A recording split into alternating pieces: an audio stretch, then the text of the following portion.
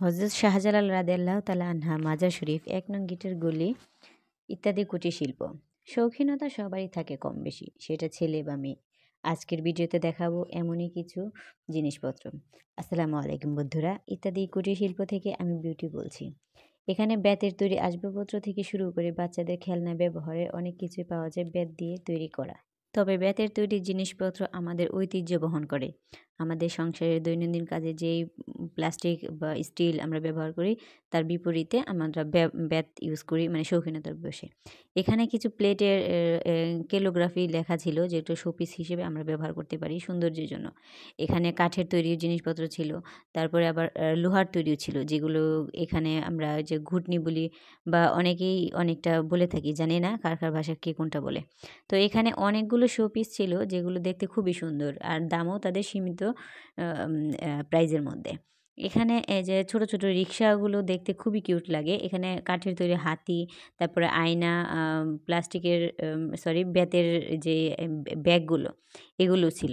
মানে আমার দেখতে দেখতে এগুলো আমার কাছে চোখ গেল যে কাঠের তৈরি খোদাই করা একটা আল্লাহ লেখার উপর এত সুন্দর করে নিখুঁতভাবে তৈরি করা এই জিনিসটা দেখতে খুবই ভালো লাগতেছিল।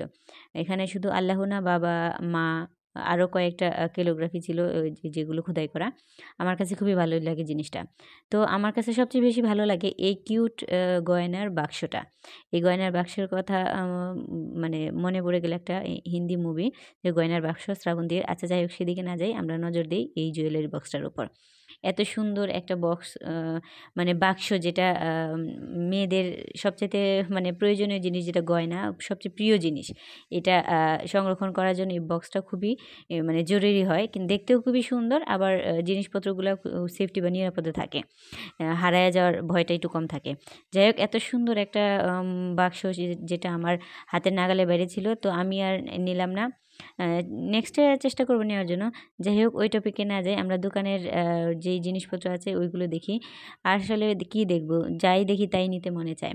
যাই হোক, আমার মনে চাওয়া দিয়ে কিছু আসছে না। আপনারা এই কিউট দোলনাটা দেখতে পারেন। বাচ্চাদের এই দোলনাটা খুবই সুন্দর লাগছে আমার কাছে, যদিও এটা শোপিস হিসেবে ব্যবহার করতে হবে। যাই হোক, শুধু আমরাই কি জিনিসপত্র সাজাবো, বাচ্চারাও তো তাদের পুতুলের ঘর সংসারটা সাজাতে পারে এইভাবে।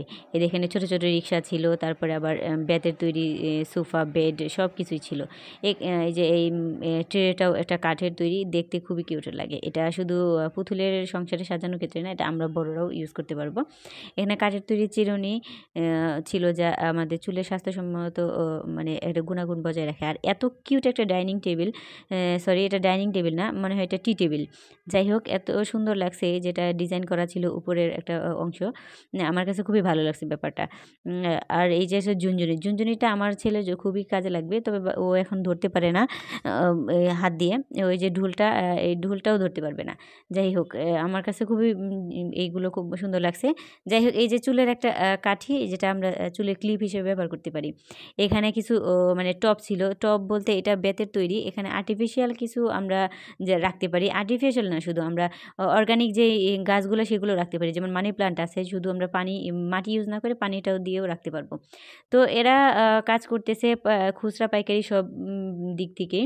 আপনারা যারা পাইকারি ব্যবসা মানে খুচরা ব্যবসা করতে চান, তারা কিন্তু আবার পাইকারিও সেল দেয়। এদের কাছ থেকে মানে আপনারা পাইকারি নিয়েও সেল করতে পারবেন, ব্যবসা করতে পারবেন। যারা রিটেলে সেল করতে চান, তারাও সেল করতে পারবেন।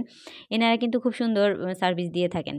বেতের জিনিসপত্র, মানে বেত থেকে শুরু করে এখানে প্লাস্টিকেরও কিছু জিনিসপত্র পাওয়া যায়, আবার শীতল পাটিও ছিল অনেকগুলো। যাই হোক, আপনারা যারা বিজনেস করতে চান, তারা এই ঠিকানায় যোগাযোগ করতে পারেন।